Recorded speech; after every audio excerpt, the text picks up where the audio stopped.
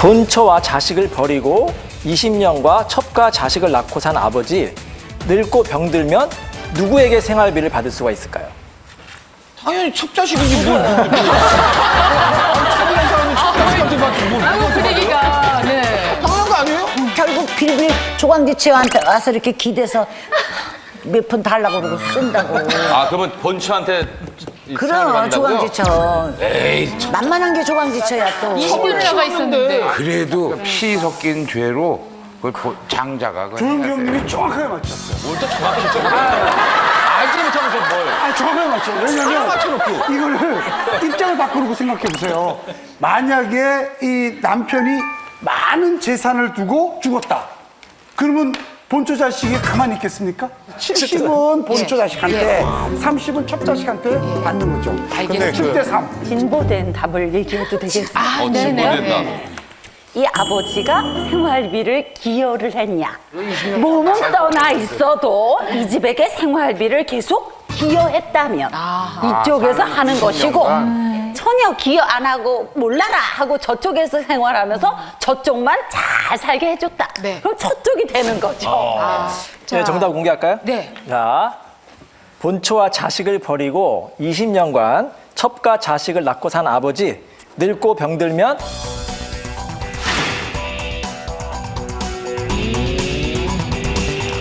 모든 자식에게 생활비를 받을 수 있습니다. 모든 자식이요? 네. 7대 3 아닌가요? 진짜는 아닙니다.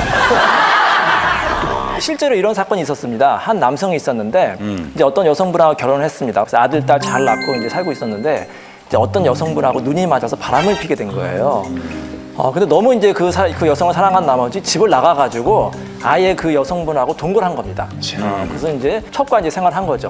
그 생활이 무려 20년 동안 반복을 했어요. 그래서 그 첩 사이에 다시 아들까지 이제 낳고 그렇게 살았습니다. 근데 더 황당한 것은 그 본처와 자녀들에게는 경제적인 지원을 거의 하지 않았습니다. 여기까지만 들어도 화가 난 거야. 여기까지만 들어도 화가 난 거야. 그치? 이거 어떡하나 우리 이순아 선생님이 더 화가 날 일이 있는데 여기서 끝이 아닙니다. 이제 그 첩이 본처와 완전히 인연을 끊기로 하는 거예요. 그래서 그 남성이 그 첩과의 약속을 이제 합니다. 내가 이제 본처와 자식들하고 인연을 끊겠다. 그 증표로 그 땅을 그 첩과의 사이는 아들에게 이제 증여한 것입니다. 진짜 야 그런데 뻔뻔하다. 예. 근데 이제 이분이 나이가 들고 좀 그러니까 이제 본처 자식들을 가끔 찾아와서 이제 그 용돈을 요구합니다. 근데 또 본처 자식들은 또 아버지가 불쌍해가지고 또 오실 때마다 교통비도 드리고 용돈도 드리고 뭐 핸드폰도 사드리고 이렇게 했어요.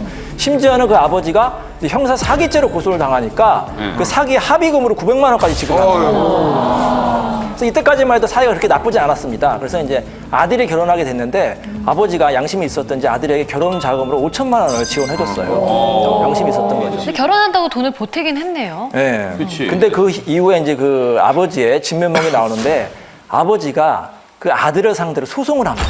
무슨 소송을 하느냐? 내가 너한테 결혼 지원금 5천만 원을 지원했는데 그걸 다시 돌려달라. 5천만 원 다시 반환해달라고 소송한 거예요. 그건 너한테 준 게 아니라 꺼진 거다. 근데 법원에서는 당연히 말이 안 되잖아. 이미 한 번 증여한 거는 다시 반환할 수가 없잖아요. 그래서 1심에서는 패소를 했어요. 근데 아버지가 항소를 해가지고 항소심에서 재판부가 그래도 부모 자식 간의 일이기 때문에 2,500만 원, 절반이 2,500만 원을 주라고 이제 화해를 했어요. 그래서 이제 자녀들이 이제 2,500만 원 주겠다고 약속을 해서 이제 거의 다 지급을 했습니다. 이제 이분이 이제 늙고 이제 70세가 넘으니까 뭐 각종 고혈압, 당뇨병, 뇌경색까지 왔던 거예요. 병원비가 많이 드니까 다시 이제 본처 자식들 찾아옵니다. 그때는 이제 모든 재산을 탕진하고 결국에는 이제 갈 때는 이제 본처 자식들에게 간 거예요. 근데 본처 자식들이 아버지에게 하나 요구를 합니다. 자, 아버지가 우리한테 그렇게 못되게 굴었지만 지금이라도 돌아와서 우리 어머니가 산다면은 아버지를 모시겠습니다. 부양하겠습니다. 그러니까 아버지는 그렇게 못하겠다. 나는 첩하고 계속 살겠다. 이렇게 하니까 당연히 자식들이 돈을 줄 수가 없는 거잖아요. 돈을 안 주니까 그 아버지가 그 본처 자식들을 상대로 부양료 청구 소송한 겁니다. 생활비 달라. 억울하잖아요. 자녀들이 억울해서 실제로 자녀들이 이렇게 항변했습니다. 그동안 아버지는 우리한테 경제적인 지원도 안 하고 이제 와서 아버지가 우리한테 부양료 청구하는 것은 권리남용이다. 도저히 억울해서 줄 수가 없다. 그렇게 이제 항변을 했는데 우리 재판부는 그래도 아버지가 도덕적으로는 잘못했지만 법적으로는 자녀들이 부모를 부양하기 때문에 부양료를 지급하라고 해서 큰딸 같은 경우에는 이제 20만 원, 이제 아들 같은 경우에는 10만 원, 또 첩의 아들도 10만 원 이렇게 지급을 하라고 판결 내렸습니다. 네. 아니 내가 듣고 보니까 말이죠. 이 아버지가 나는 그렇게 20년 훌쩍 떠나 있다가 또 아파서 들어온 줄 알았더니 그 간간히 또 사고를 쳤네. 또 이럴 경우 뭐 자식들 입장에서 거부하거나 뭐 이럴 권리 이런 거 없습니까? 그 아내 같은 경우에는 이 아버지의 처벌 상대로 위자료 소송을 할 수가 있었습니다. 그 상관녀 상대로 가정 파트너에 대한 위자료를 뭐 한 3천만 원, 5천만 원 정도 청구할 수가 있었고요. 그리고 또 과거 양육비만 해도 상당 부분 매덕이 될 수가 있었거든요. 그래서 만약에 그 어머니와 자녀들이 합심해서 위자료와 과거 양육비를 청구했었으면 오히려 더 받을 수 있었지만 안타깝게도 청구하지 않았기 때문에 받을 수가 없었습니다. 네. 부모 자식 간의 관계 또 가족 간의 관계가 예전 같지 않으면서 이제 뭐 부양의 의무도 법적으로 이렇게 결정짓고 그 또 판결에 따라서 행세해야 되는 그런 일들이 많이 있네요. 본처 자식 버리고 20년간 첩과 자식 낳고 산 아버지라도 나이가 들고 병 드시면 모든 자식에게 생활비를 요구할 수 있습니다 하는 필살기 여러분께 전해드렸습니다.